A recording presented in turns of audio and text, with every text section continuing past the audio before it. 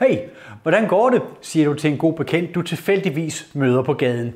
Jo, du ved, same, det er bare hovedet op og benene ned, svarer han. Han er tydeligvis som en anden Tesla, bare gået på automatpilot. Hvis den gode bekendte lyder som dig, så kommer her et kæmpe storytelling hack, der vil puste liv og et strejf af chili og farve ind i dit liv og de mennesker omkring dig liv. Er det for meget? Nej, det synes jeg ikke. Storytelling er i min verden den universelle lim, der binder os alle sammen i den smukke symfoni, vi kalder livet.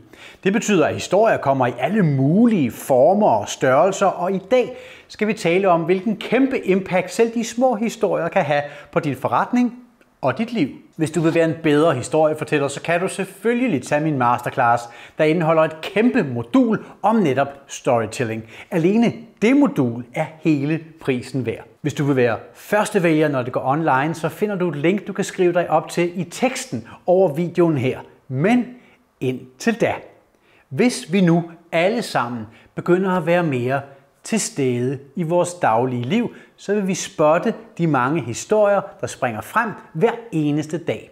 Hvis du vil blive en bedre historiefortæller, så skal du blive mere opmærksom på de ting, der hver dag rører dig.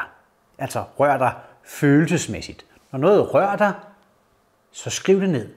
Og det behøver ikke være en kæmpe ting. Du skal jo ikke skrive et mesterværk for Guds skyld. Du skal bare i gang med at træne dine storytelling-muskler.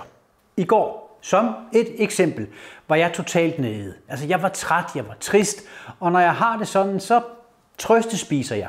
Jeg gik ned til bageren og købte en træstamme, og normalvis så plejer jeg at have dårlig samvittighed, når jeg har spist på mine følelser.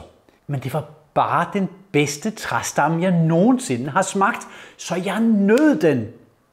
I 3 hurtige mundfulde bevares, men det rørte mig faktisk følelsesmæssigt. Så hvis jeg nu her om lidt møder en kammerat nede på gaden, og han spørger mig, hey Michael, hvordan går det? Så kan jeg faktisk fortælle ham om min fantastiske træstammeoplevelse, og måske ovenikøbet lave en aftale med ham, om at vi kan spise en sammen en dag. Og så har vi skabt en lille ny fortælling sammen.